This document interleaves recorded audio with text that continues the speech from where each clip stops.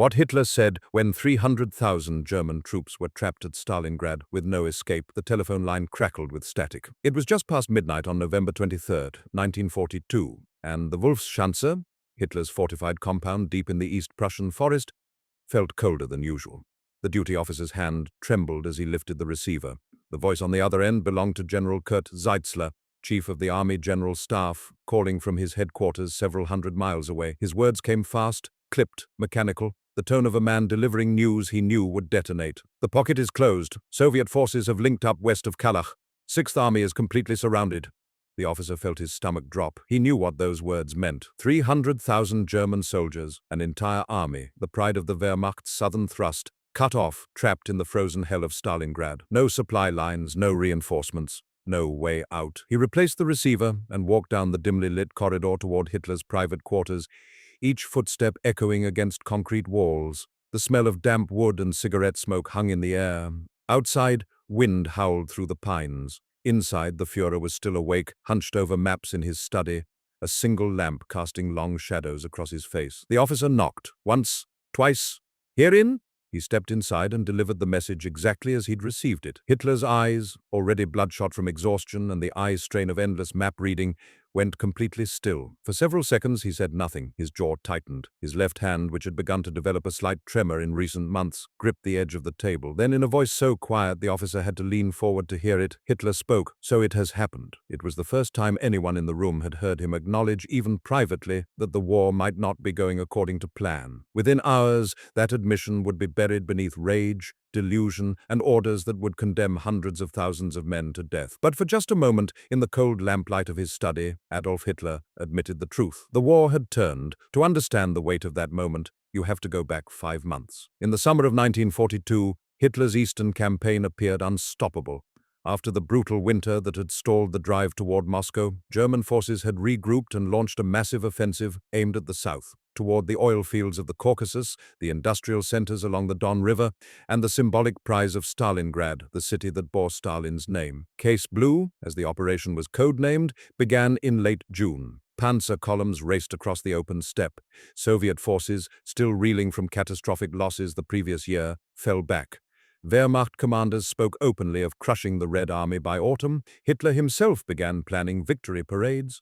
But there was a problem. The deeper German forces pushed into Soviet territory, the longer their supply lines became. By August, the Sixth Army under General Friedrich Paulus had reached the outskirts of Stalingrad, a sprawling industrial city that stretched for miles along the western bank of the Volga River. What was supposed to be a quick seizure turned into a grinding, street-by-street nightmare. Hitler became obsessed. He ordered Paulus to take the city at all costs. "Stalingrad must fall," he told his staff repeatedly. The name itself had become a psychological fixation. To capture it would humiliate Stalin. To fail would signal weakness. So the Sixth Army poured into the rubble. Entire divisions became locked in vicious close-quarters combat, fighting over factories, apartment blocks, railway stations.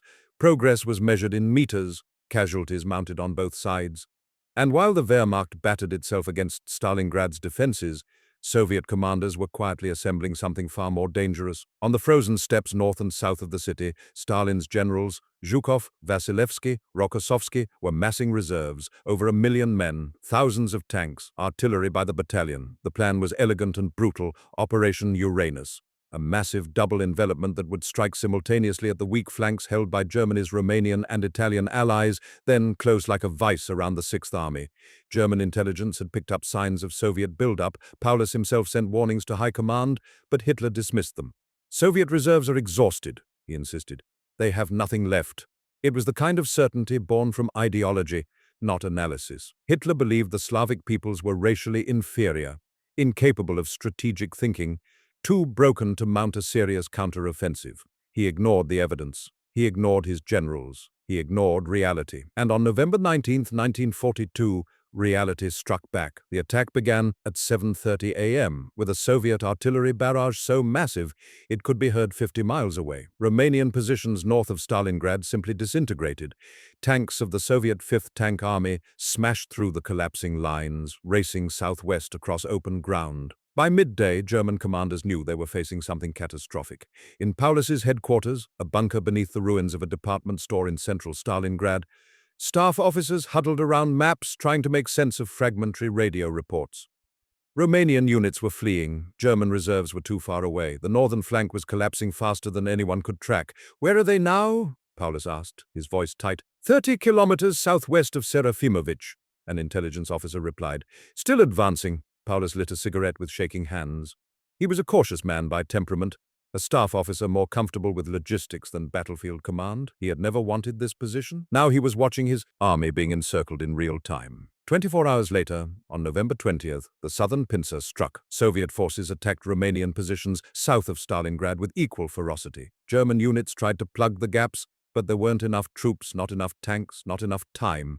The two Soviet spearheads drove toward each other with frightening speed. On November 22nd, forward reconnaissance units made contact near the town of Kalach, a vital bridge crossing over the Don River. By the morning of November 23rd, the encirclement was complete. The Sixth Army, along with elements of the 4th Panzer Army, was trapped inside a shrinking pocket roughly 30 miles wide. Inside the pocket, radio operators sent increasingly desperate messages to high command. Paulus himself drafted a formal report outlining the situation and requesting permission to break out immediately while fuel and ammunition remained.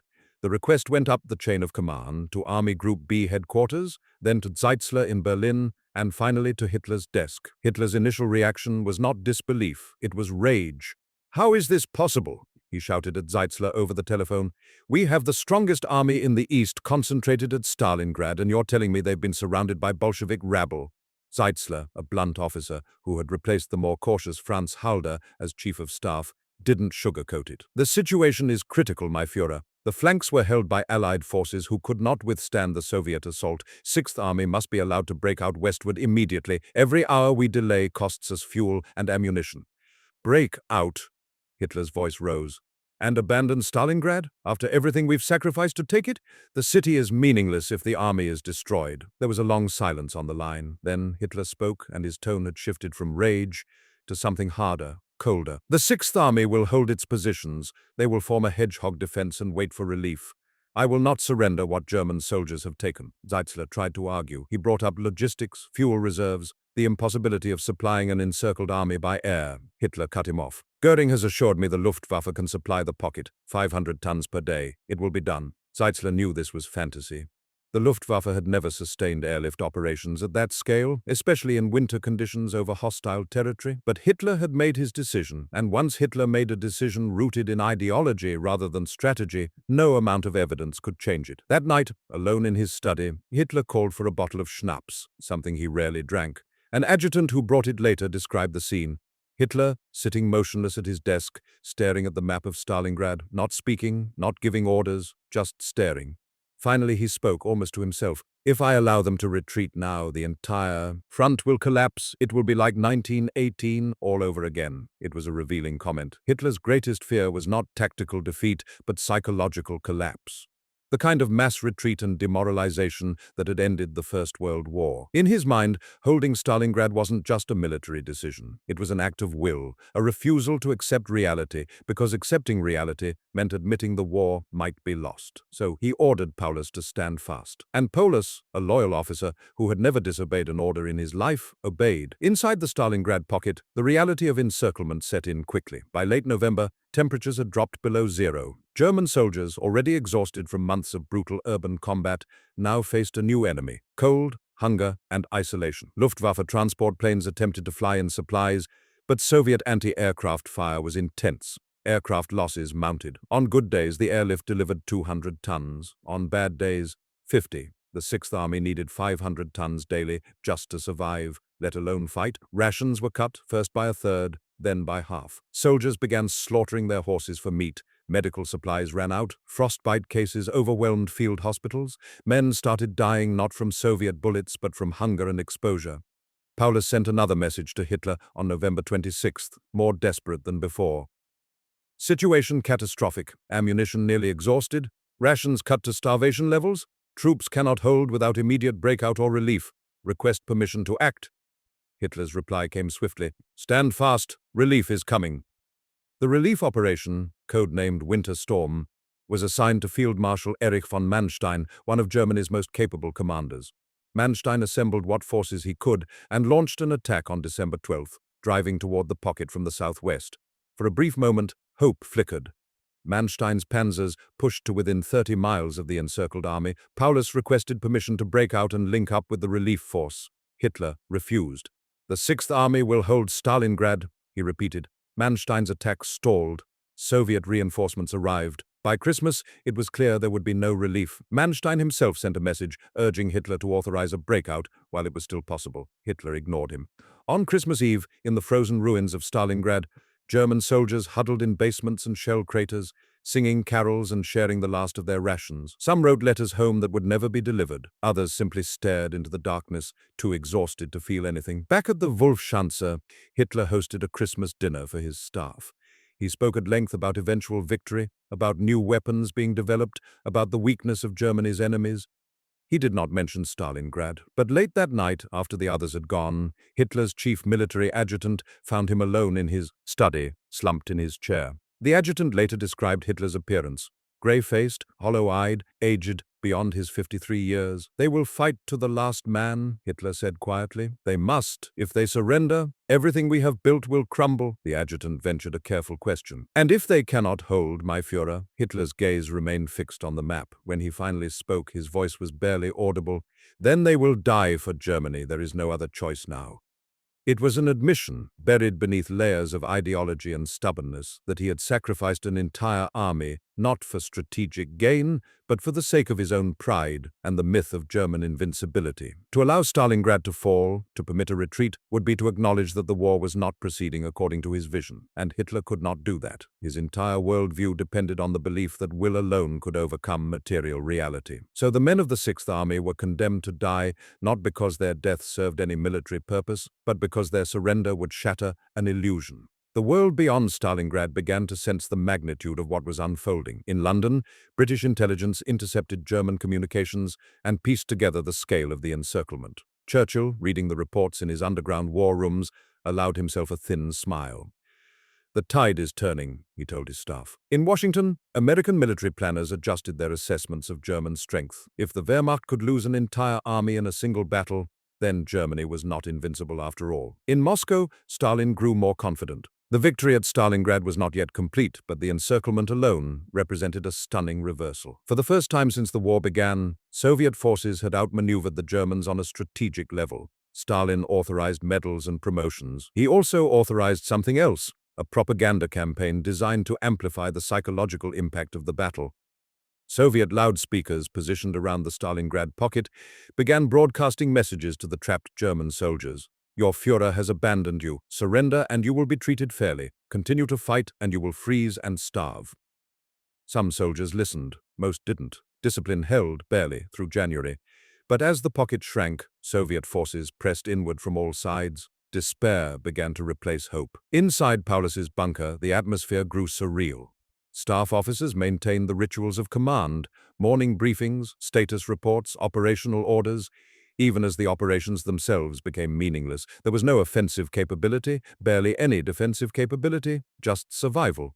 Paulus himself seemed to age visibly. He chain-smoked. He rarely slept. He wrote repeatedly to Hitler, begging for permission to negotiate a surrender. Every request was denied. On January 24, 1943, Soviet forces split the pocket in two. The northern section collapsed within days. In the southern section, where Paulus remained, ammunition ran out, food ran out, hope ran out. On January the 30th, the 10th anniversary of Hitler's rise to power, the Führer promoted Paulus to Field Marshal. The message was clear: no German Field Marshal had ever surrendered. It was an invitation to suicide disguised as an honor. Paulus understood. He also refused. On January the 31st, Soviet forces overran Paulus's headquarters. He surrendered along with his staff. Over the next 2 days, the remaining pockets of resistance collapsed. 90,000 German soldiers, the survivors of an army that had numbered 300,000, went into Soviet captivity. Most would never return. When the news reached Hitler on February the 1st, his reaction was not grief, it was fury. "Paulus should have shot himself," he raged to his staff. "What is life to him now? He will be dragged to Moscow and paraded before the press. He will be used for propaganda. Better to die with honor than live in disgrace." Goebbels, Hitler's propaganda minister, tried to salvage the narrative. He drafted proclamations declaring that the Sixth Army had fought to the last bullet, that they had sacrificed themselves heroically, that their stand had saved the rest of the Eastern Front from collapse. Some of this was true. The prolonged battle at Stalingrad had tied down Soviet forces and delayed their winter offensive, but the cost had been catastrophic. Germany had lost not just soldiers, but equipment, prestige, and, most critically, the aura of invincibility. For Hitler personally, Stalingrad represented something deeper than a military defeat. It exposed the fundamental flaw in his leadership, his refusal to accept reality when reality contradicted his worldview. He had sacrificed an army not for strategic gain, but to avoid admitting error. In private conversations with Albert Speer, his armaments minister, Hitler occasionally let his guard down. "I should have listened to Zeitzler," he admitted once. "But if I had allowed the retreat, where would it have ended? The entire front would have unraveled." It was a rationalization, of course. A competent military leader would have recognized the difference between a tactical withdrawal and total collapse. But Hitler was not a competent military leader. He was an ideologue playing at strategy, convinced that willpower could substitute for logistics, that fanaticism could overcome mathematics. The German people were told that Stalingrad had been a heroic last stand. But whispers spread. Letters from the front stopped arriving. Families received terse notifications, missing in action. The propaganda could not erase the truth. Germany had suffered a catastrophe. Stalingrad marked the beginning of the end, though it would take 2 more years of bloodshed before the final collapse. The Wehrmacht would fight on, would launch new offensives, would inflict terrible casualties. But the strategic initiative had passed to the Soviets. Never again would German forces advance deep into Soviet territory. From Stalingrad onward, it was retreat, defense, and eventual annihilation. The battle also revealed something essential about Hitler's psychology. He was a man who believed that reality could be bent by sheer force of will, that admitting weakness was worse than accepting destruction. This pathology would define the remainder of the war. In 1904, he would refuse to allow Army Group North to retreat from the Baltic, condemning thousands more to death or captivity. In 1945, he would order the defense of Berlin even as the city was being overrun, sacrificing what remained of Germany's youth in a futile gesture. At Stalingrad, in that cold November moment when the encirclement was confirmed, Hitler had a choice. He could have authorized an immediate breakout. It would have been costly, but most of the Sixth Army could have been saved. Instead, he chose pride over pragmatism, myth over reality. "So it has happened," he had whispered in his study.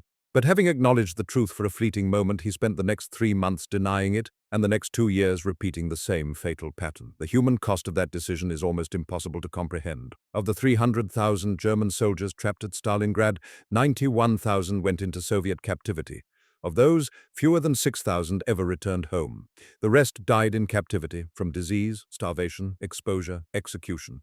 Soviet casualties were even higher. Over 1 million Soviet soldiers were killed, wounded, or captured during the broader Battle of Stalingrad. Entire divisions ceased to exist. The city itself was reduced to rubble. Civilians who remained, those who couldn't evacuate, died by the tens of thousands. All of this, all of the suffering and death, stemmed from Hitler's inability to admit he was wrong. Decades later, historians would comb through captured German documents, memoirs, and transcripts of Hitler's military conferences. They would try to understand how a single decision, refusing to allow a breakout, could have been made in defiance of all military logic. The answer lies not in strategy, but in psychology. Hitler had constructed an entire worldview around the idea of German racial superiority and the power of will. To admit defeat at Stalingrad would be to admit that Slavic soldiers had outfought Germans, that Soviet generals had outthought him, that the ideology he had built his regime upon was a lie. So he sacrificed reality to preserve the myth, and in doing so he ensured not only Germany's defeat but its utter devastation. On the night of February 2, 1943, after the last pockets of resistance at Stalingrad had surrendered, Hitler sat alone in his study once more. An adjutant brought him the final casualty reports. Hitler glanced at them briefly, then set them aside. "They died as heroes," he said, his voice flat, emotionless. The adjutant hesitated, then spoke carefully. "My Führer, perhaps if we had—" "Enough." Hitler turned back to his maps, already planning the next offensive, the next gamble, the next refusal to accept what was staring him in the face. Outside, the February wind howled through the East Prussian forest. Inside, the man who had doomed an army to death by starvation and cold sat in lamplight, surrounded by maps that no longer corresponded to reality, convinced that will alone could still win the war he had already lost. In that moment, in that silence, the truth hung unspoken. Stalingrad had not just destroyed an army, it had revealed the hollow core at the heart of the Third Reich, a regime built on delusion, sustained by brutality, and destined to collapse under the weight of its own lies. The war had turned. Hitler knew it, he simply refused to admit it, and so the dying continued.